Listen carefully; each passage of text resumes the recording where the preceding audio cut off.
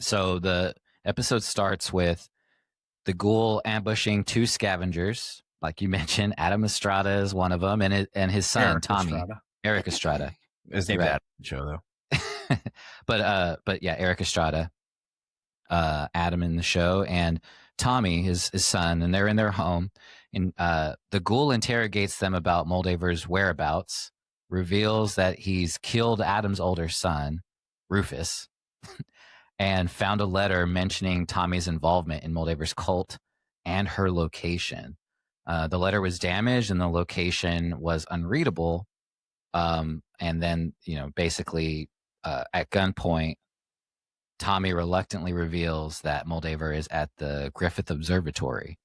And quick note. Yeah. That's where I proposed to my wife. Oh, really? There. Throwing that out there. Yeah. Okay.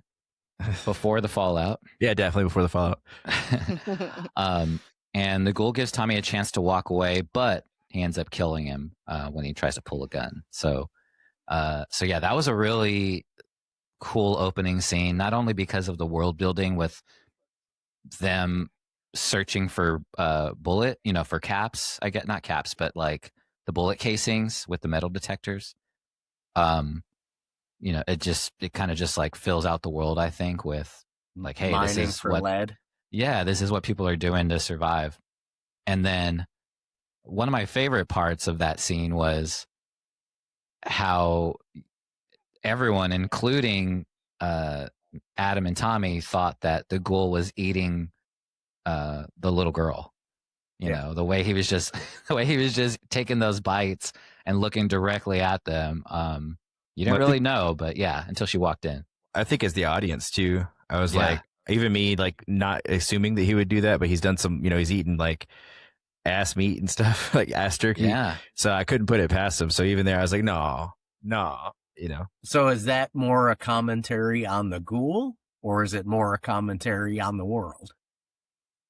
Well, it's a good point. I mean, what do you mean? Just so I know I'm on the same wavelength here. Well, is it that ghouls would eat people without much thought to it, and the normal people, the other surfies, they wouldn't be doing that? Or is that a common thing among all the surfies? I don't know. I mean, Alex can probably speak to this more, but from what I took, and I never played the game, but I thought it was that the ghoul definitely does, right? Like ghouls definitely eat people, like they would eat chickens, they would eat people. But like you said, like I think it's a commentary on this particular ghoul, because I don't know, maybe he's changing a little bit. He was eating his friend for sure, and maybe before he met Lucy, he might have killed this little girl and done ate her or whatever. But I think maybe he's changing for the better just from that influence from Lucy. I don't know. That's my headcanon anyway. He did still kill the son, but I agree. I totally agree that Lucy is softening him up a little bit. And that I was truly shook when we saw the ghoul eating. That was such a powerful scene for how like simple it was. It was genuinely scary to me to see that guy eating at the table, walking in the house. Yeah. Who knows what he was eating, right? Ugh. And then they call for the daughter and no response. Yeah. But yeah, I think like, okay, so this is one of those tropes that they have in movies all the time, right? The bad guy kills the hero or whatever, but then their son or daughter is there and they're young and they just leave them, knowing that son or daughter is going to grow up and come back for revenge, right? So in my mind, like I think he was just kind of closing that loop. Like, all right, I'm not going to just wait around for you to try to come back and get me. I'm just going to take you out here. That's smart. I mean, I think I bet it would have went there. You've just been looking behind his shoulder. Yeah. So I have a lot to say about this specific opening, but we'll kind of talk about what we were talking about here now. So from my perspective, I think it's definitely more because he's a ghoul. I don't know if that's necessarily because it's specifically his own reputation, because he is still more humanized, right? And we have not seen him eat living humans. He's basically only ate dead humans, or he's eaten ghouls specifically. So we can't say whether or not he's been going around eating like living humans. It could be. I'm not going to say it isn't.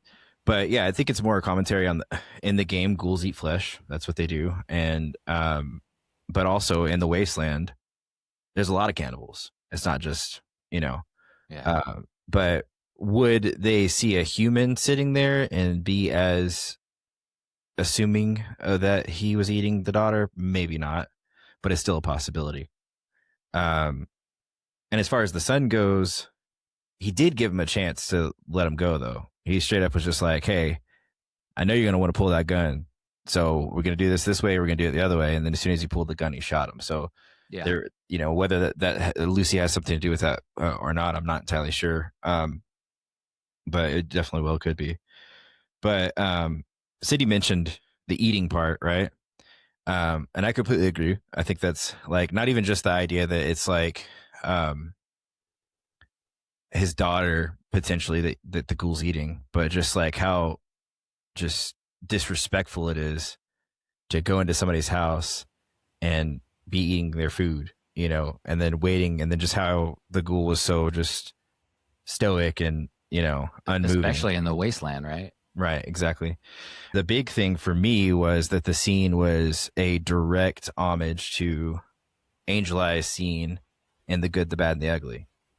And what you see is the same kind of like, it's opening to like isolated area. It kind of a wide shots of an isolated area that kind of gives you this kind of sense of isolation, and then a menacing man intruding, and he's just sitting there eating the guy's food, and the commentary or the dialogue between the two of them, it's very one-sided, right? Like, who has the control, and this kind of building of tension where it's like there's this either silence or like lighter music, and then it crescendos at the end into this kind of bigger sound. And so I know that James, you've seen The Good, the Bad, and the Ugly, and Sydney, you saw that scene.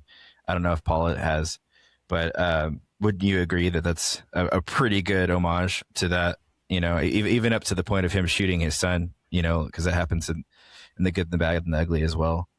But there was another movie, and I wonder if you guys can guess it, where the opening scene has the same structure, and it's an homage to. It's a newer movie. Yeah, newer in the past 20 years. Okay. That's a good question. A Western? No. It takes a lot of notes from Westerns, but it's not a Western. Might be too deep of a cut for me. Yeah. I don't think it would. That's how you need a hint. Definitely for me. I'm gonna need a hint, like an actor or something. Oh, that's gonna be Brad Pitt.